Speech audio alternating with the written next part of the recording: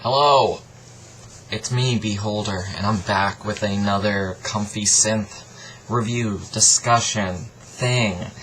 I just got done listening to Trail Guide, the album Reflection, released December 15th, 2020. It's ambient, comfy synth, nature synth, straight out of Illinois. This thing is 7 tracks, 17 minutes, 40 seconds. And let me bring up the Bandcamp, just to give a quick kind of maybe description of this artist if they don't have one. It's Trail Guide, though. I've heard of them. This is actually the first time I've listened to them. Let me see. I wrote some notes. This might just seem, this review discussion might seem a bit ignorant. It's my first time listening to them. Probably down the road, if I listen to more from them, I will, pick up on maybe certain, recurring themes, but for now, all of this is new to me. I made some, track-by-track, little notes, very brief notes. I'll just try to delve into them, but also keep this under 10 minutes. First track, Reflection, that we're automatically introduced to this field recording. And when I heard it, I thought it was going to be a very, it was going to kind of come up in volume, fade in, then fade into the background. But it seemed consistent from song to song that the field recordings were there, and they were prominent, sort of in your face. But when people do field recordings, it's just kind of trickling water, wind, maybe birds, and that's what it was to me. The volume of the field recording was a bit up there in volume, but that's I assume that's the Trail Guide's style. I don't know. We'll see down the road if I listen to another one of their releases. Yeah, but I thought this was going to be comfy. This was not comfy at all. There were maybe some songs, but this seemed very dramatic. It seemed like Trail Guide was like expressing their emotions through this style of music. If anything, if I had to categorize this album, mixtape, I don't know what you call these in the dungeon synth, comfy synth community, but I'm just gonna call it an album. But this album wasn't comfy.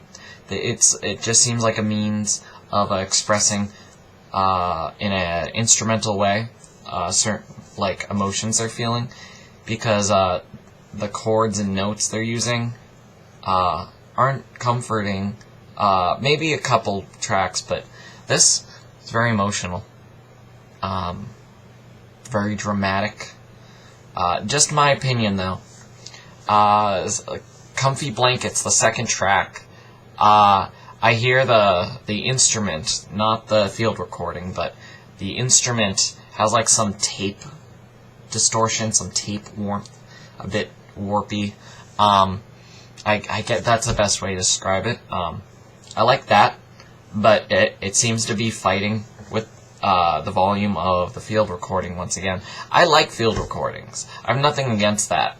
It just, you gotta know where to put it in the mix. I'm not saying they're doing it wrong. This was their choice, and I'd like to think they did this all on purpose. Yeah. But if I were to do it, I wouldn't compress it, because compressing field recordings is kind of like just spitting on it. Make it sound natural. Just either put the volume down or up, place it wherever you need to. Yeah. The third track, Beaver Moon, it's very sparse. This one was actually comfy. Very sparse. It just seemed, the comfy synth, the very comfy songs seem to be very sparse. Maximum of 4 layers or less. You know, this one I liked. Beaver Moon. let's see, track 4, River Child, I can just sum it up with ethereal. It made me think of, classic fantasy, or even high fantasy. It actually made me think of, I don't know, Dungeons and Dragons, like reading through certain kind of adventure modules of, like, the Forgotten Realms. But that's just where it took me. That's just me. Track 5, Stream Song. Once again, not comfy at all. It was mysterious and haunting. I was pretty scary, actually. That's why I would just, call this, field recording ambient. I wouldn't put in the dark ambient, because I don't think that was the intention at all. Just certain songs feel one way, some songs sound the other. We got track 6, Water Meditation. I didn't really have notes with this. It just, I don't know, it was okay, yeah. It was a good song, nothing bad about it. Yeah, I like it. Water Meditation, yeah, track 6.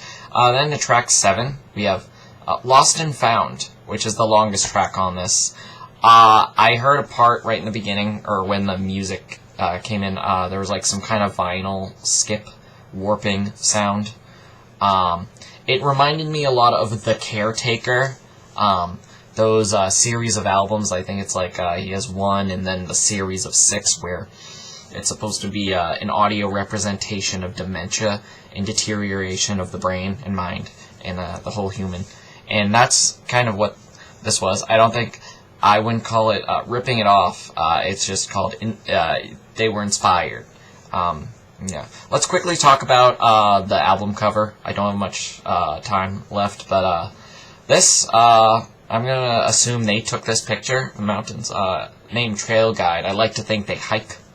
I like the fact that it's printed. I don't know if this was done Photoshop or in a more legitimate, primitive process, but it's a picture of some mountains, a body of water, and you see the reflection of the hills and mountains and trees, and I like that it's got that film grain, some kind of graininess, creases, imperfections. I really like it. It does fit the album really well, but I recommend this album. I don't think it's actually a linear album like my previous review. It's, I don't know, it's just, you can pick songs out of it and say, I like that. I don't know, my 2 favorite songs, Lost and Found and Beaver Moon. Yep.